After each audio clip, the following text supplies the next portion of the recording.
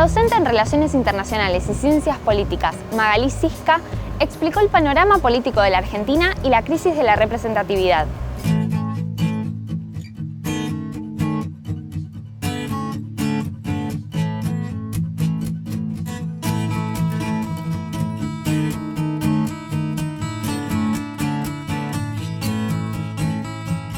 Magalí, muchas gracias por acercarte a la biblioteca de la UCA. Muchas gracias a ustedes por la invitación. Bueno, Magalí, vamos a hablar un poco de política. ¿Te parece? A ver, arrancamos con una pregunta ahí al hueso, como decimos en la jerga. ¿Creemos los argentinos en la política? Y más o menos, teniendo en cuenta algunas de las encuestas, sobre todo la encuesta que salió hace poquito de Lotsa, que hizo todo un paneo entre 2021 y 2022, no. Hay de hecho un descreimiento mayor al 50% de la democracia y de las instituciones. ¿Por qué no creen los argentinos en la política? Esa capaz es una de las preguntas más difíciles porque nos podemos ir por muchísimas aristas.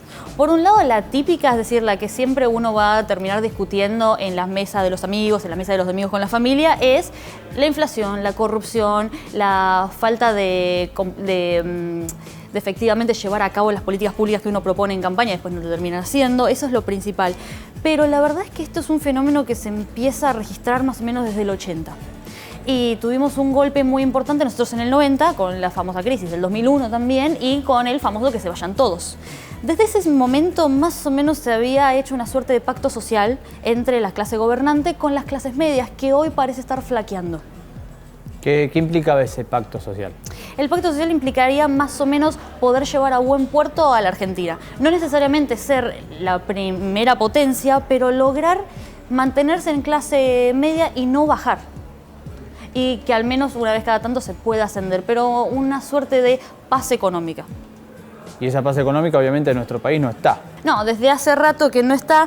En 2018 y 2019 se habían registrado números de desconfianza bastante bajos. En el 2020 empezó a subir, pero eso también se debe más que nada a un fenómeno internacional que, bueno, fue la pandemia y todos empezaron a seguir una línea que dentro de la comunicación política también se empezó a llamar running around the flag, es decir, todos vamos alrededor de la misma bandera porque tenemos un enemigo común o un miedo en común. Pasada la pandemia, ya 2021 y 2022, esa confianza descendió a niveles bajísimos. ¿Y por qué no aparece un espacio o un líder, o quizás apareció y me lo dirás vos ahora, ¿no? En donde la sociedad no se sienta representada? Está apareciendo, pero es muy difícil a veces darse cuenta porque estamos ya muy seteados con una idea de que el sistema democrático es el mejor. Y ojo, con esto no estoy diciendo que la solución es salir de la democracia, pero más o menos, bueno, estamos celebrando 40 años de la democracia. En Latinoamérica es bastante complicado porque se da una situación paradojal. Estamos hace relativamente poco con gobiernos democráticos, pero a la vez está creciendo esta falta de legitimidad por parte de la clase política. Entonces, América Latina está consolidando la democracia, pero descreyendo de la misma al mismo tiempo. Entonces, ¿por qué no aparecen? Porque hoy en día la sociedad es distinta, el ser humano es distinto. Ya la atomización y el individualismo creció muchísimo dentro de mi generación o las generaciones más jóvenes y ya no estamos dentro del mismo pensamiento de masas típico del siglo XX. Hoy en día la actividad política es el ciberactivismo, por ejemplo, o los típicos movimientos sociales, que de hecho empezaron a surgir acá en Argentina en los 90, el movimiento piquetero fue uno de los principales movimientos sociales que después siguieron. Pero bueno, la democracia está tratando de ser cada vez más directa. ¿A qué te referís con cada vez más directa? Porque la democracia que nosotros tenemos hoy en día es un sistema en realidad representativo. ¿Qué significa representación? Yo voy a votar por alguien o voy a elegir a alguien que es capaz de decir lo que yo pienso o al menos parecerse a. Y hoy en día, justamente con este individualismo y también con esta creencia de que cada persona es un mundo, cada persona es nueva, cada persona tiene su propia concepción de la vida, ¿quién sos vos para representarme a mí? Yo quiero ser el que te diga quiero esto o voy a hacer aquello. Esto es algo que, por ejemplo, se nota mucho en las redes sociales o de vuelta en este ciberactivismo. De hecho, hay un fenómeno bastante llamativo que se llama e-democracy o democracia 4.0, en donde a través de las redes sociales lo que se termina haciendo es que la gente sea el que vota, por ejemplo, los proyectos de ley que van en los congresos. Esto se suele dar más que nada en los países del norte de Europa. A esto me refiero con más directa. Que sean las personas las que toman el micrófono y salgan a hablar en lugar de un partido político, por ejemplo.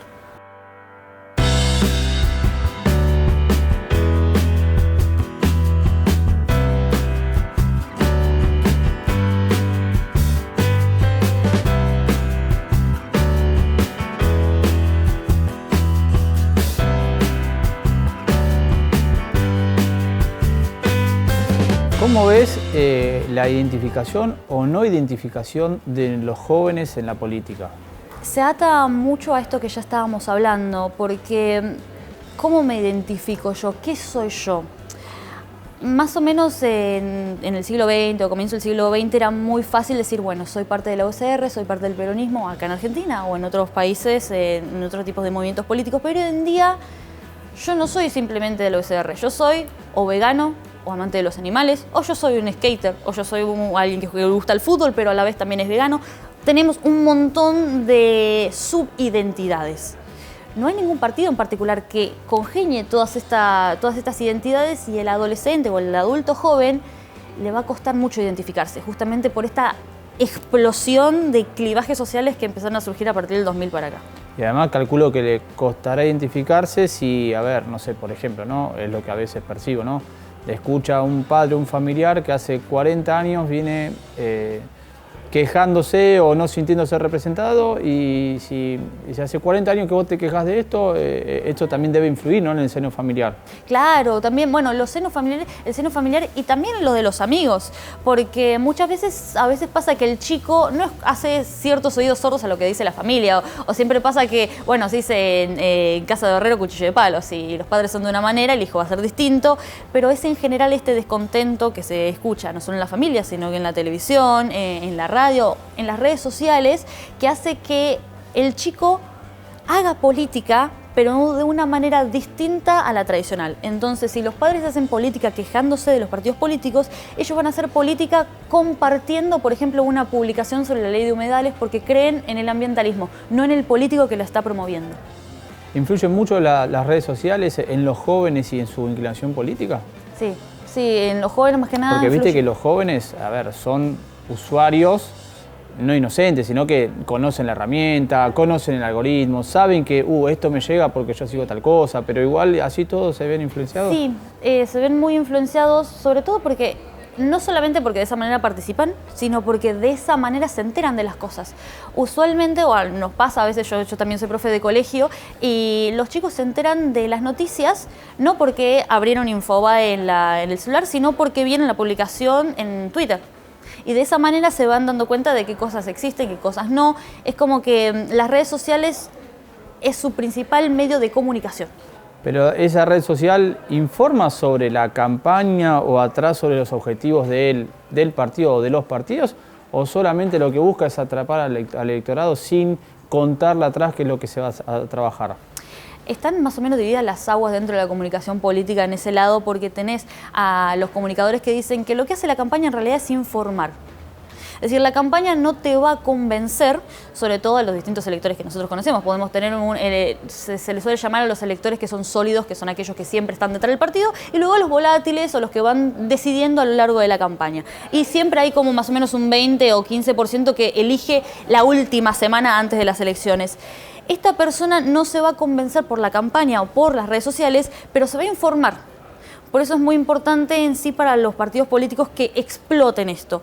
Y por eso algunos fenómenos, como por ejemplo Milei, él explota muchísimo YouTube.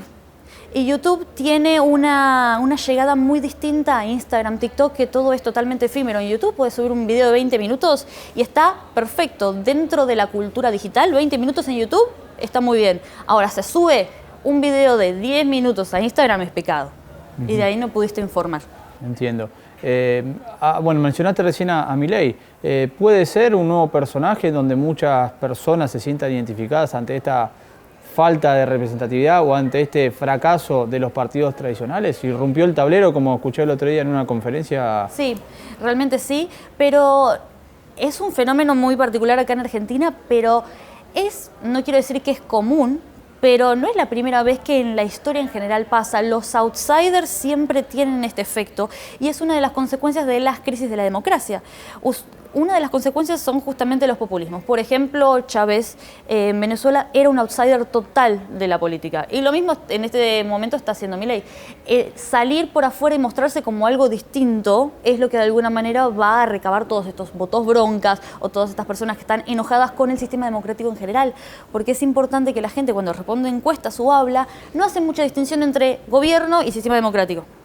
Piensan ya a esta altura que la democracia consigo atrae el lobby necesario de los partidos políticos o cómo se manejan las corporaciones. La gente en general no hace esta distinción.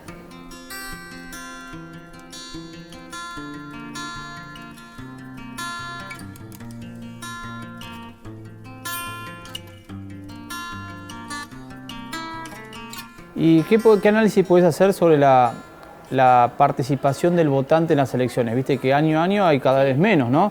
Entonces, ¿cuál sería el análisis antropológico que tenemos que hacer sobre eso?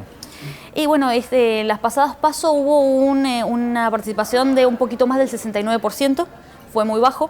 Usualmente siempre se registran entre el 70 y el 72 y este fue efectivamente bajo.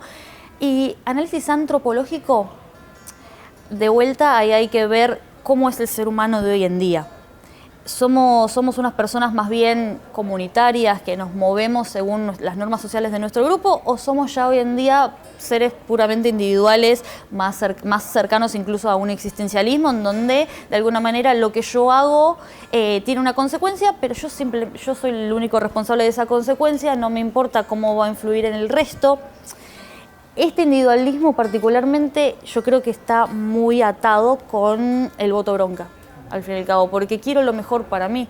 Como yo o como mi familia no puede, por ejemplo, comprar dólares, o no se puede usar PayPal, o no puedo irme a tal lugar, o siendo a las clases más bajas, cómo no puedo ascender, cómo constantemente tengo que vivir o en la calle o estar acá tirado.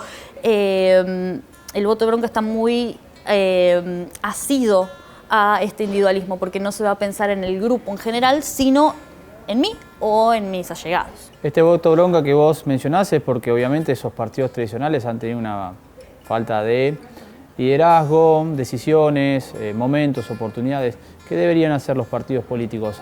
¿Tendrían que aparecer nuevos líderes o tienen que seguir los que están? Porque muchas veces uno escucha, está el mismo de hace 20 años, entonces voy a votar a este. ¿Cómo analizamos eso? Una de las primeras cosas que hacen o que deberían hacer los partidos tradicionales, que ya se hizo y en Argentina lo tenemos, es pasar de partido a coalición. Que al fin y al cabo una coalición es un conjunto de partidos. Hace más o menos 3-4 años se hablaba de un bicoalicionismo, porque ya no es PJ contra UCR, sino que tenemos un Juntos con el Cambio contra una Unión por la Patria, que en realidad son coaliciones, que no son partidos en sí mismos. Eso ya de por sí debería dar cierta pluralidad y un cambio de caras. Ahora, vemos que no está dando suficiente cambio. Y de esa manera nos podemos retrotraer ya a un análisis más sociológico que se le suele llamar la circulación de las élites. Las élites, cuando hablamos de una élite política, de cualquier grupo, porque el hecho de agruparnos y tener un líder es muy natural para los seres humanos, estas élites tienen que ir renovándose constantemente. Es contraintuitivo que se quieran ir, es normal que siempre estas personas que están en el poder o sean las élites se quieran mantener, pero la renovación es necesaria porque de esa manera se da paso a la innovación. No simplemente para ver nuevas caras y decir, bueno, esta persona va a tener una visión distinta, sino que en ese recambio hay más libertad. Y con más libertad hay más innovación, hay nuevas ideas, hay, más allá de nuevas caras y lo estético, hay una nueva forma de ver y concebir lo que es el mundo. ¿Imaginás, más allá de este partido nuevo que surgió hace poco, ¿no? Y esta figura de Milei que mencionaste vos, que en los partidos tradicionales haya renovación? Porque vemos siempre mismas caras, ¿no? Sí, pasa lo mismo. En los partidos tradicionales tampoco, capaz yo personalmente ahí culparía más a la estructura jerarquizada de los partidos. Por ejemplo, las PASO fue un invento muy bueno que se hizo para tratar de democratizar eso y que la gente elija al candidato que va a ir. Aparte, son obligatorias para todos los partidos políticos y por más que a veces puede parecer engorroso y dice, bueno, vamos a votar una vez más. Es una manera de obligar a estos partidos a que se democraticen, pero al parecer no fue suficiente. Con esto no estoy diciendo que habría que hacer una tercera o cuarta PASO, pero democratizar adentro de los partidos políticos sería una muy buena solución, porque la democratización no solo es del país, sino que también es de las instituciones medias. La democratización es una cultura. Magalí, muchas gracias por tus conceptos y a modo de cierre, ¿cómo ves el panorama político en nuestro país? Muchísimas gracias. Y está difícil. Es muy probable que vayamos a un balotaje. No suele pasar que no vayamos a un balotaje. Y se va a definir la mayoría de las cosas ahora a principios de octubre, yo creo. Muchos están tirando que puede ser un Massa, un Milei, o que también Bullrich puede llegar a entrar. Yo iría más por un Massa, Milei. Muchas gracias por tu visita y tus conceptos en Punto Convergente. Muchísimas gracias. Gracias por habernos acompañado en una nueva emisión de Punto Convergente TV. Nos vemos la próxima semana.